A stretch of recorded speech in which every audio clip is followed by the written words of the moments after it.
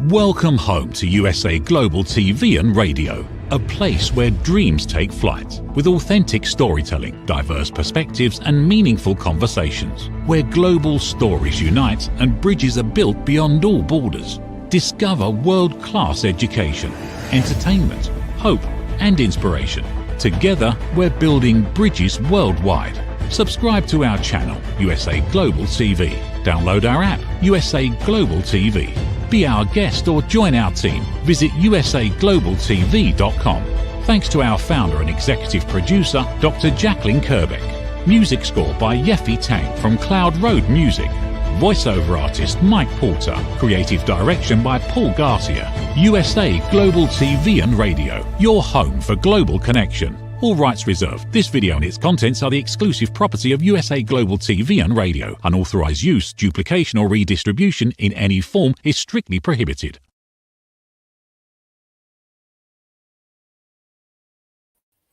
Hi, good afternoon, and welcome to the Persistence Payoff Show. We're here on USA Global TV and Radio. I'm your host, Kimberly Schaefer. In addition to hosting the show, I am a first-time entrepreneur and inventor. I invented the ring thing, which is a waterproof ring holder, and I'm very much enjoying this new journey. I'm learning every day and loving it. So this show is focused on persistence and the quality of persistence and the payoffs that it brings to us, both personally and professionally. One of the things I'm learning is that we can gain this quality in different ways. Some of us learn it through time, through our experience, and others of us are just born with it, and it's hardwired into us to have that quality of persistence. And I'm really interested in talking to people and learning about their hows and whys. It's a fascinating discussion topic. Which brings me to our guest today. I am honored and thrilled to have Ken Grossman, the founder of the Sierra Nevada Brewing Company today. Ken founded the brewery in 1980, and he literally built it by hand, every component. And now it's one of the largest independent breweries in the United States. It's 100% family owned and operated. And it also, in addition to creating this very successful business, Ken inspired many brewers to follow their own dreams and establish their own breweries. So I'm very much looking forward to talking to him, and welcome, Ken. Very much. Glad to be here. All right, thank you. I grew up in Chico. I went to Chico High and Butte College and Chico State. So it's always been a real point of pride for me that the Sierra Nevada Brewing Company is from Chico. And I get that little tingle of pride every time I see it in a store or in a restaurant. So I'm delighted to have you here and talk about your journey with it. You wrote a book that's really fascinating called Beyond the Pale that talks about your life story and also your journey in setting up the brewery. And what I'd like to do is just pull out some of the key points from that book and talk about it, particularly with the angle of persistence and the role that persistence played at that time. If we can, I'd like to start by just asking you to first give us a snapshot of where the Sierra Nevada Brewing Company is now in terms of facilities and production. Sure. We started in a very small little metal 3,000 square foot warehouse building. And we were there for our first 8 years or so. And then I was able to move the brewery to 20th Street in Chico, so still the south part of our community. In 1988, we built at the time, we thought state-of-the-art new small brewery, about 25,000 square foot facility. And we've been able to stay and grow in this location. We currently now have, I don't know, probably close to 35 acres and over 350,000 square feet of buildings. And then about 10 years ago, we decided that we really needed to look at a East Coast location, shipping beer from California to North Carolina or to the East Coast didn't really make sense. So we did find a site in North Carolina and built a second facility there starting in 2012. So we operate on both coasts currently. All right, that's great. And that will be very impressive to keep in mind as we talk about the very beginnings and everything you did to literally build it by hand. It's amazing what you built. When I was reading the book, I was struck by a few things, especially from your childhood. And it seems like you've always had this quality of focus and persistence. And a couple of examples were when you were 14, you applied for and got a city permit to build a structure in your backyard, and you built that by hand yourself. Yep. And then when you were in junior high, you wanted to get a job. And so you literally knocked on every door possible until someone hired you. And I'm curious to know, where did that focus and persistence come from? Was that modeled for you growing up, or was that just part of your nature? A little combination, I think, of probably both. So I did live in a small area at the time in the outskirts of Southern California, outside of Los Angeles, the San Fernando Valley. It was a growing area and it's continued to grow, and it's now part of the city. But my neighborhood had both some inventors, scientists, academics. My next door neighbor was a principal and later became one of the heads in the LA city school system. And another few doors down was another neighbor who was a metallurgist, a cyclist, avid winemaker, beer maker, was sort of into all sorts of creativity, doing things with his own hands. And so I think both of those neighborhood people were inspirations for me. My grandfather was a judge and was a very driven person as well. So I sort of grew up with a lot of influences. My father was an attorney. My parents did get divorced when I was fairly young, so he played less of an influence probably in my inspiration for doing things myself. Yeah. And then when you first started doing home brewing, the summer between junior and senior high school, I believe you set up your own home brew kit and started home brewing. And I'm curious to know, so that was a hobby at the time. And was that something that you did just because it was fun, or did you have a particular draw towards brewing and the idea of it? Well, as I mentioned, my neighbor lived a few doors down. He was a very avid and accomplished home brewer for the era. He cultured his own yeast and did his own mashing and malting. And so he sort of planted the seed a little bit, just me watching what he was doing. And he'd always have 5-gallon jugs bubbling away in the hallway. And so I was a bit fascinated.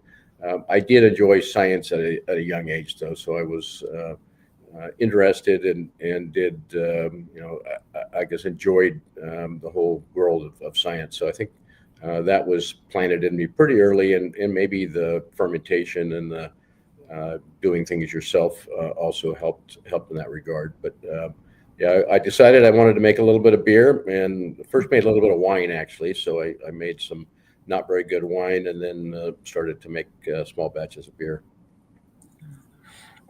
I can see how that would really be interesting. If you're interested in science, the whole fermentation and how am I going to make this happen, that would be pretty interesting. And so you then, as a young man, moved to Chico and you got married and started your family, and you were working in bike shops and managing a bike shop. And you also had a home brew shop that I believe is still in existence under the direction of someone else. That's pretty amazing. But there was a decision point where you had that all set up and you were doing those jobs, but you also had this dream of establishing a brewery. And so how did you decide to just go full force and really put everything into establishing the brewery? Yes, I moved to Chico in 1972. I was 17 years old and wanted to leave Southern California, get out of the big city as it was becoming. And I had a attraction for Northern California. I spent quite a bit of time backpacking and hiking in the Sierra Nevada mountains. And I had some friends attending Chico State, and I made the trip up here. I liked the community. I went and knocked on doors. I'd been working in a bike shop in Southern California, so I had bicycle repair experience. And I got a job at a bike shop and decided to move to Chico.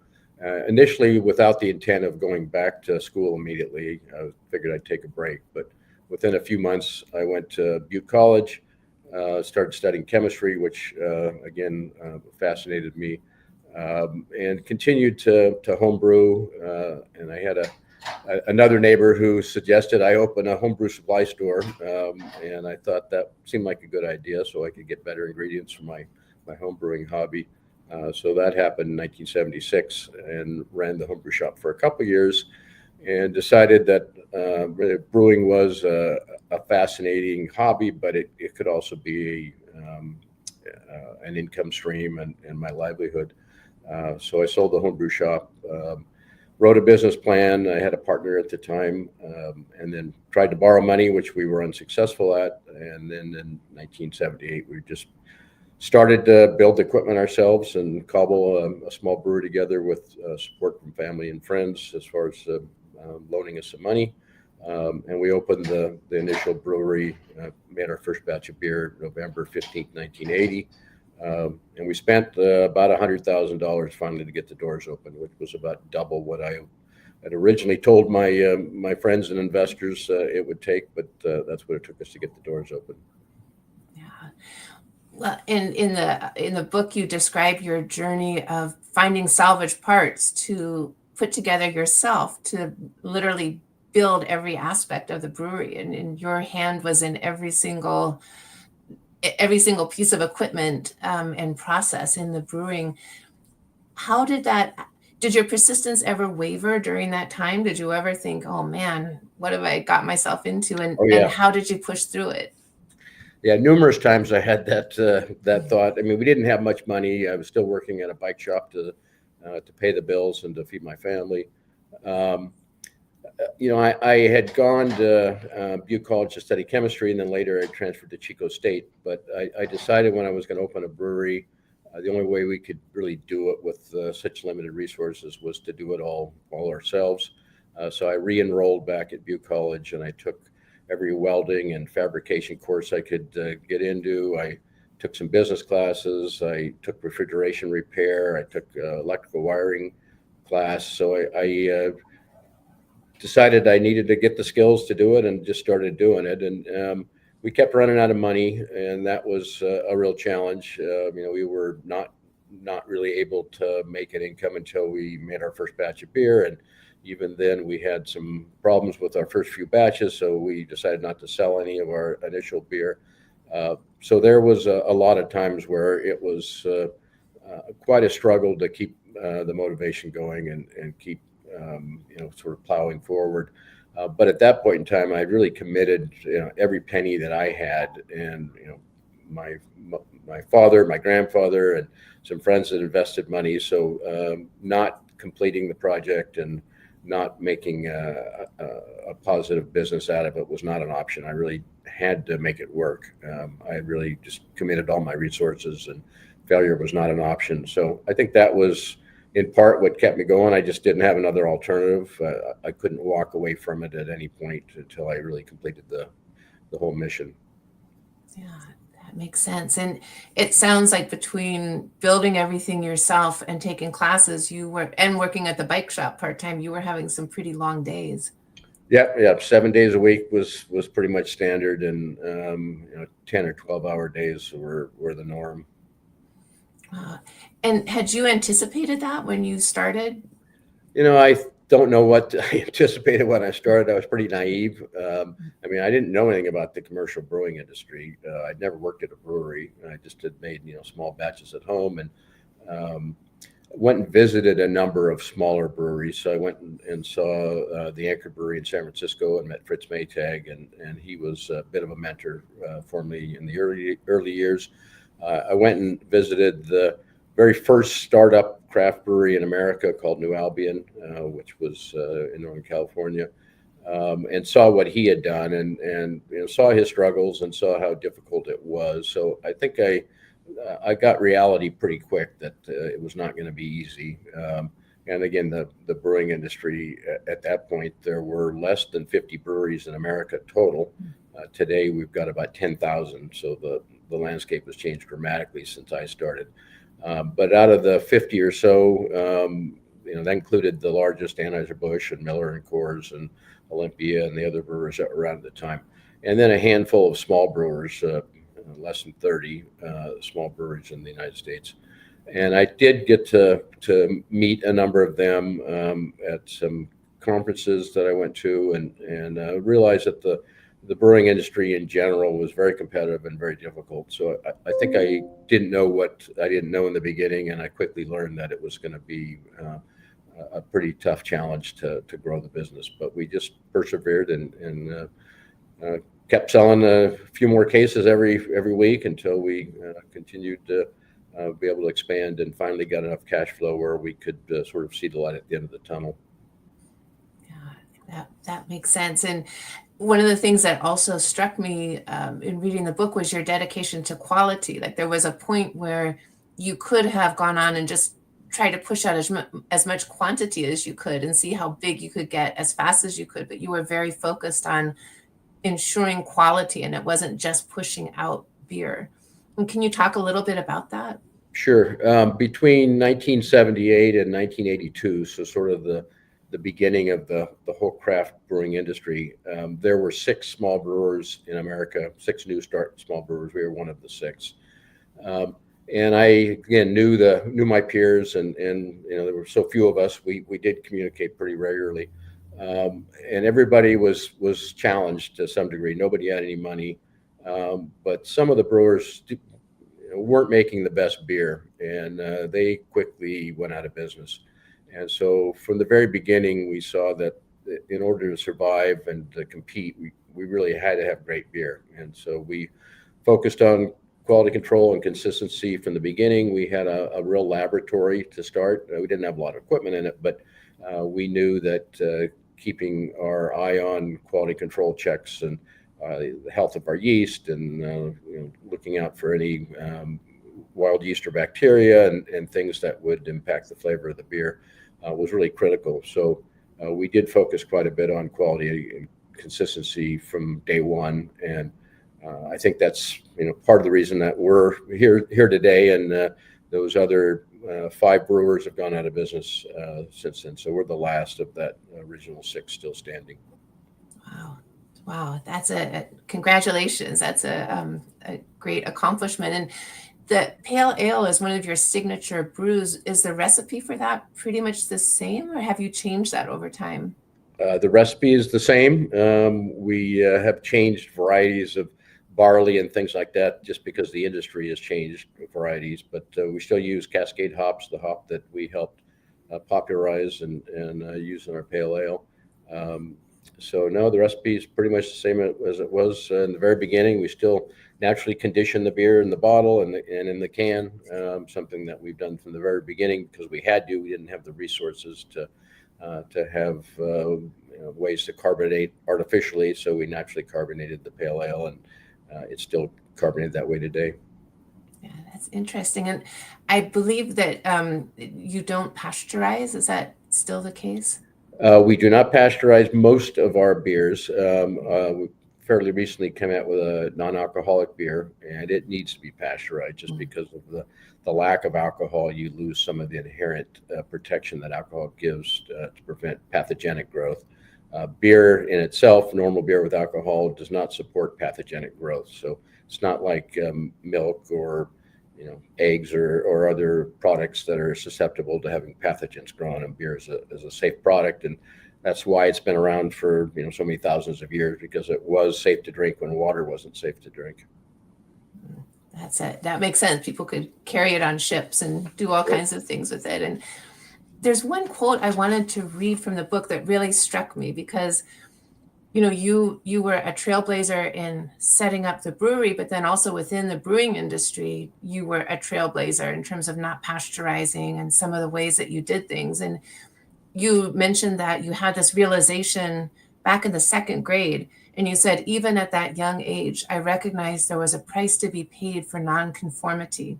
Staying true to who I was set me on a path outside the norm. And for me, when I read that, I thought that's an incredible realization at any age, much less that young. And it feels to me like that has been true consistently through your life. And I'm curious to know, did you ever have times when you wavered and thought, oh, maybe I shouldn't just be on my own path? Or were you always comfortable being who you are? Well, early on, that quote came because my mom would tell stories of being on a first name basis with the school principals. When I was growing up, I was regularly getting into trouble and pushing people's buttons. But I think doing running your own business to begin with is sort of non-conforming. I mean, you have to do a lot of things and take risks, and a lot of people aren't comfortable in that role. I had worked at a number of bicycle shops, both in Southern California and in Chico, and had a number of bosses, and I learned what I did and didn't want to have for my work experience and life experience. And I think I came to the realization that I really had to be my own boss at a pretty early age in order to be satisfied. So I think part of what drove me into the brewing industry was really doing my own thing. The alchemy of making beer was fascinating, and it still fascinates me today. Being able to put these raw materials together with a life form, yeast, and create a wonderful beverage at the end was something that I really got satisfaction out of. I love to cook, and brewing is a form of expression, just like cooking is. Putting the ingredients together in the right combination to come out with a product that you want to eat or want to enjoy. So I think a lot of things probably sort of steered me in the direction I went. Yeah, that makes sense.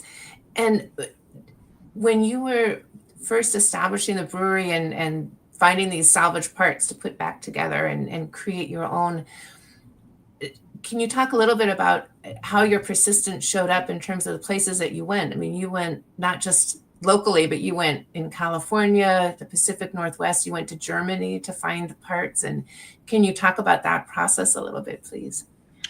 Sure. The dairy industry was one that seemed like it would be a very appropriate industry to borrow from as far as just equipment and technology. Dairies have very high hygiene standards. There were a lot of small dairies around Northern California, up into Oregon and Washington, and so that was a source of equipment for us that I identified pretty early on.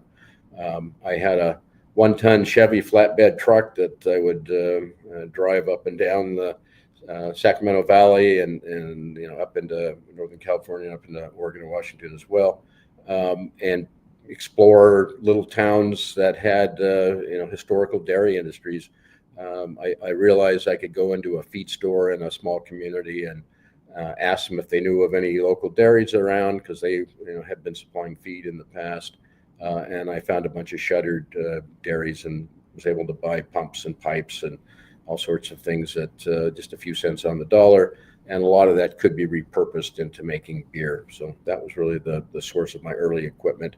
I had a junkyard down in Keys, California, that specialized in food processing equipment. And so I would go down there and buy used fittings and pipe and whatnot. And one of the first pieces of equipment I bought was a small lathe, and it allowed me to chop the ends off a pipe and repurpose the fittings, so I didn't have to buy new stainless steel parts. So I saved a lot of money, learned how to weld. So all the early stainless steel welding I did, and basically just cobbled this original brew together. And thankfully, I've been able to repurchase at least the brew house from a brewery that I sold it to over 20 years ago, and we have it here in Chico, sort of as a museum piece. Oh, I'm glad you were able to get it back. Yep. Yeah, that is a very neat piece of history to have. And so it sounds like at the time, that you mentioned that there were other small breweries and you could go and visit them and talk to other people and learn. Is that culture still in place in the craft brewery industry? Do people come to you who are establishing breweries and ask for advice? Yeah, I mean, the brewing industry, at least the small brewing industry, and even the large brewing industry for that matter, has been pretty supportive of each other. I mean, I could go to Anheuser-Busch or Miller or Coors back in the early years and ask for advice, and they would be very, very generous with helping us out. So Fritz Maytag, as I mentioned, at the Anchor Brewery, he was really the sort of the grandfather of high-end American small batch beers. He really started out, he bought a defunct brewery or a failing brewery with the Anchor Brewery, but he put money into it and learned how to be a good brewer and updated the equipment and really turned that business around. And so he was pretty generous with his with his help, as I mentioned, the big brewers were as well. We actually bought malt from Coors Brewing Company back when there was a shortage in the late 70s, early 80s. We were just getting started. So the industry is still somewhat that way. I wouldn't say quite to the same degree. It's more competitive now, and most of the big American breweries are foreign owned now, and so the dynamics a little bit different than it used to be. But I would say overall we still help each other out, and there's a lot of camaraderie in this industry. Yeah, that's a great. I live in San Diego, and for a while at least, San Diego was saying that it was the craft brewery capital of the world. I don't know if that was actually true or not, but there were a lot of them, and I have noticed some of them are still here and some are not. So yeah, it's our industry right now is pretty challenged. Beer in general has not been growing the last several years, and craft beer in particular has had worse trends than the industry in general. So there's a lot of pressures on us from raw material, supply, pricing, and it's very competitive on the shelf. It's hard to get, shelf space, hard to get into grocery stores and markets, get a real presence. So it's a daily fight to try to grow your business in this current market. Yeah, I can imagine. It sounds like in a way you came in at a sense of more camaraderie, and people, you hear about somebody sharing a recipe with another person, but they leave out that one key ingredient so that one person can never make their recipe. Yeah. And I'm sure that people weren't totally revealing about things, but it sounds like it was more of a supportive environment than trying to undermine each other at that time. Yeah, I mean, I talk to people from other industries, printing companies and whatever smaller industries or big industries, and they say they've never seen the kind of camaraderie at the brewing industry shows for each other. Now, the sales guys on the street may not be as friendly, but normally the production people, we love to talk about beer and brewing and techniques, and so normally there's a share of the science of brewing, not necessarily in the marketing or sales side, though. Yeah, that makes sense. And is Sierra Nevada still coming up with new brews, or are you all the is time? The company expanding in terms of? Yeah, that's one of the areas I do stay involved with is new product development. We've got a team of innovation brewers, as they're called, and they're constantly working on new recipes, new types of beer, new types of not beer products as well. So we're exploring and expanding what we produce, and we'll continue to do that. Innovation's sort of at the heart of our industry, or the craft brewing industry, certainly pushing boundaries, making new styles, adapting old styles, and putting your own spin on them. So yeah, producing new and different products is something we'll always be doing. Well, and it's pretty amazing that the company is 100% family owned and operated. Are there any other of the large breweries that are the same? The large breweries, no. I guess the one example would be Yuengling, which is still a family-owned brewery in Pottsville, Pennsylvania. So they're the largest that still have family ownership and control, although they are partnered with Coors in some regards at this point. But I think they're still basically an independent brewery. But all the other big companies are pretty much now international companies. I'd be interested to know what the process has been for you to turn over the reins of some aspects of the company to your family. Has it been hard to let that go, or what has that been like for you? I mean, it's something I desired to at least take a more time for myself, going back 10 years or so anyway. I wasn't super successful. I said we built a second facility in North Carolina, and I was actively involved in that project, both on the design side and then on the construction and commissioning side. I spent a lot of time out in North Carolina getting that brewery up and running. My son moved out there in 2012, and so he's part of the leadership team out there. And then I have one of my two daughters is working here in Chico with me. So I've wanted to take some more time. It's been hard to let go, though. I mean, having designed and built a lot of the processes and equipment, I've got an intimate knowledge of a lot of things, and so I'm trying to hand those off and make sure we keep the company going in the right direction. I've been involved, but I'm doing my best to let the new team take charge and get us to the next level. So I'm enjoying riding my bike. I'm still working a little bit, but I'm not coming into the office 5 days a week anymore, or 6 days a week anymore. But still have my fingers in a few areas of the business. Yeah, well, it's a well-deserved time of working a little bit less, but I can also understand like it's your heart. You gave everything to establishing it. So I also think your children are very lucky to have had you as a role model of leadership and innovation and persistence. So I'm sure that that's helped them greatly. Yeah, I've got the third generation. So my oldest granddaughter just started working part-time in our one of our laboratories. So she's the next generation coming up, and she's at this point enjoying her job and interested in the company. Wow. Interesting. I always feel like there's aspects of us that we are who we are, right? No matter throughout our whole lives. And so I'm curious to know, like you've had such a strong innovation gene, I guess, or, and enjoying building things and putting things together. Do you have new outlets for that now? I've got more things to do than I could possibly ever do in my lifetime. So I still do a bit of fabrication. I got projects I'm working on right now with a new power plant, new hydroelectric power plant, and I've got plenty to keep me occupied. Yeah.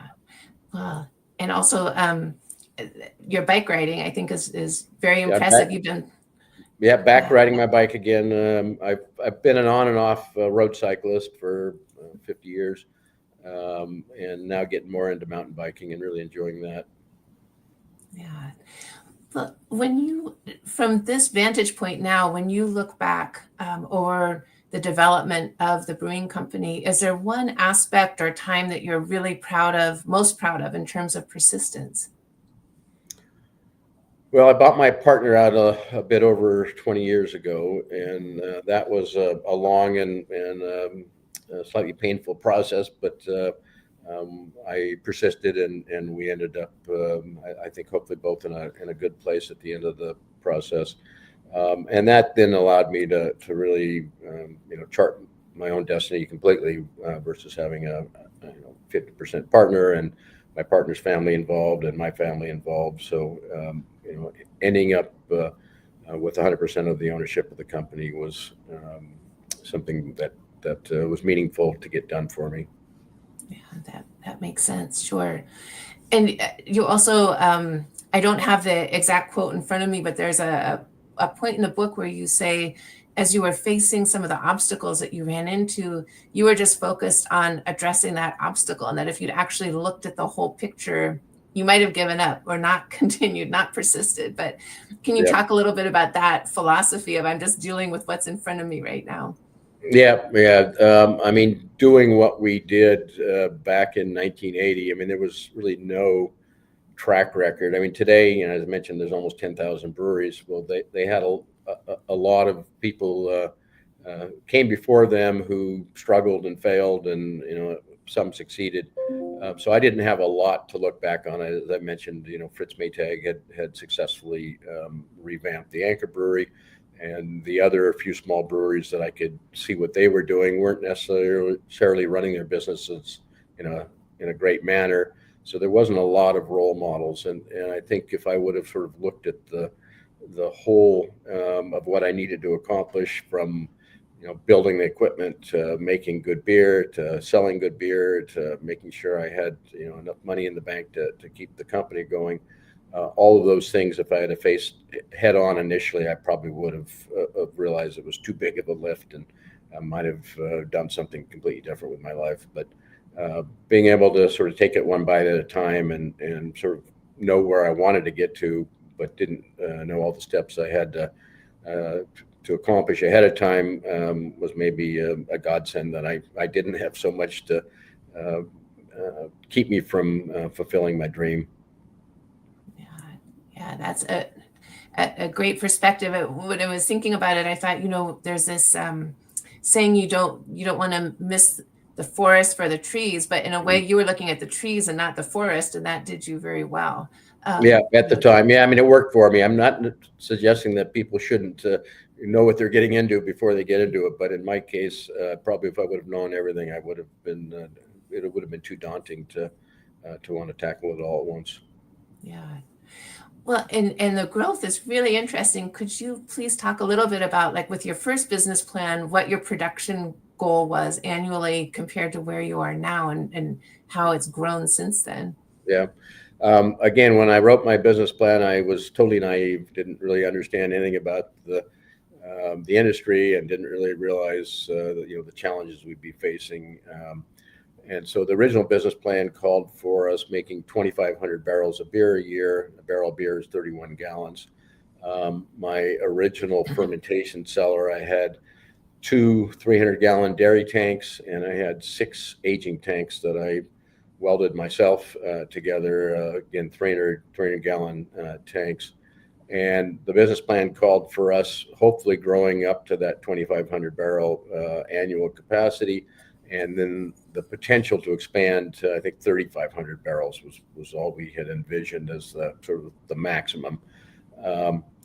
And that quickly proved to be a pretty faulty business plan from the standpoint of there was not enough cash flow making that little beer to really make ends meet and pay ourselves. And when we started the brewery, I kept working at the bike shop just a couple of days a week in order to pay the bills, because there was no cash flow to even pay ourselves.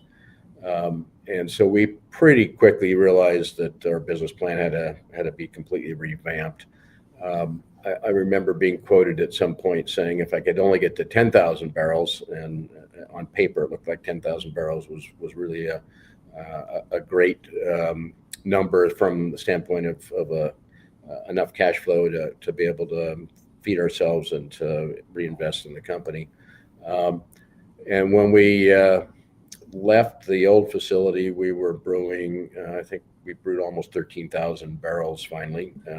And that involved taking over adjacent warehouse buildings and knocking some walls out and putting tanks outside and doing a whole bunch of things that weren't in the original plan. And then when I designed the 20th Street facility we're at today, we were at less than 15,000 barrels. And I thought, geez, if we could grow to 60,000 barrels, which at the time was bigger than the Anchor Brewery. So I thought that was not going to be anything we'd be able to hit anytime soon, but that was sort of our ultimate plan, was to design to grow to 60,000 barrels. And our first year in the new plant, I think we were over 20,000. Our second year, we were about 30,000. The year after that, we were over 40,000. And so we hit that 60,000 barrel mark within the first 5 years of relocating to the new facility. And I just sort of continued to be opportunistic from a sales standpoint. We were able to add states here and there as we had more beer. And then we finally sort of grew past that 60,000 barrels and started to realize we had a really growing business. We were growing at 30 to 50% annually. And that was a challenge from just how do you manage growth like that? Because we obviously hadn't intended and hadn't designed the plant to really expand to that degree. So I was, for the next, almost continuously for the next 20 years, was trying to figure out how to expand to make more beer and get capital, add capacity. We were brewing all the beer ourselves in Chico at this one site up until we opened North Carolina. Wow, that's an enormous undertaking. And I believe you were brewing 24 hours a day, 7 days a week.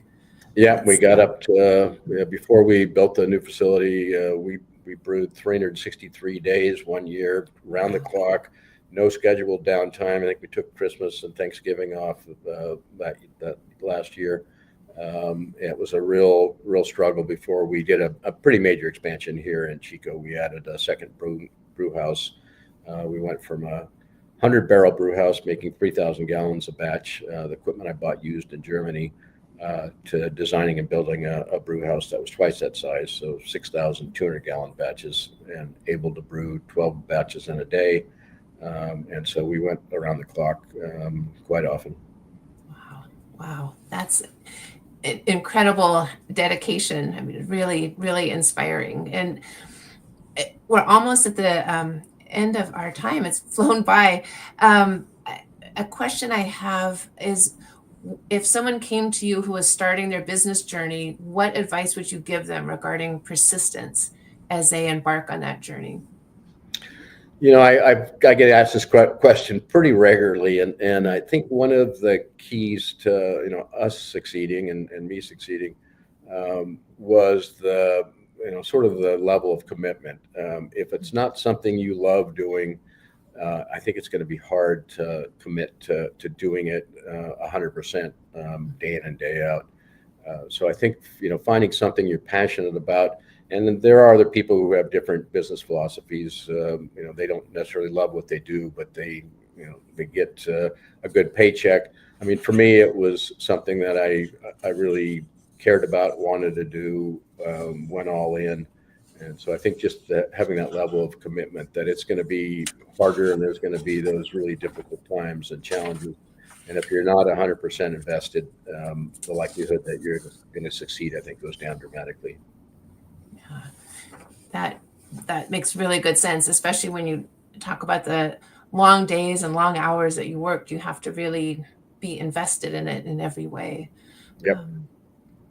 All right. Well, this has been so interesting and helpful, and I'm just honored and delighted that you took the time to talk with us. So thank you so much. And I would recommend your book to anyone, whether they're interested in beer or not, because I think it's a fascinating account of following your passion, making it happen, and being dedicated and being persistent about it. So I came away very inspired, and I probably will never brew beer, but it was just a wonderful, wonderful story. So I highly recommend it to anyone.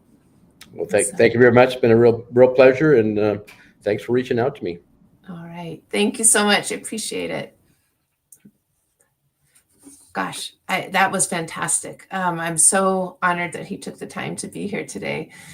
I do end every show with a quote about persistence, and I found one that I think ties in really nicely to our discussion today. And this is from President Eisenhower, who said, "For every obstacle, there is a solution. Persistence is the key. The greatest mistake is giving up." And I think that Ken's story of not giving up and persisting in establishing the brewery fits perfectly with this. So I really appreciate that. You can reach Ken at Sierra Nevada Brewing through their website, and you can reach me through the Ring Thing. It's ringthing.com. You can also reach me through Instagram at @ring_thing_. And I'm happy to talk anytime. Thank you so much. Thank you to USA Global TV and Radio, and also to Dr. Jacqueline. Thank you so much. What if one simple skill could change the way you connect with the world? What if listening could open doors to deeper relationships, stronger businesses, and a better you? Dr. Jacqueline Kerbeck, the Listening Mentor, brings you USA Global TV and Radio, a space where voices are heard, ideas are shared, and global communities thrive.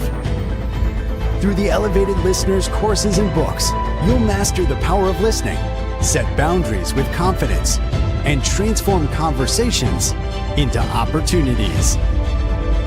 Join us. Listen, learn, elevate. Whether you're a leader, a coach, a business owner, or someone seeking stronger connections, your journey starts today. Subscribe, learn, and transform today.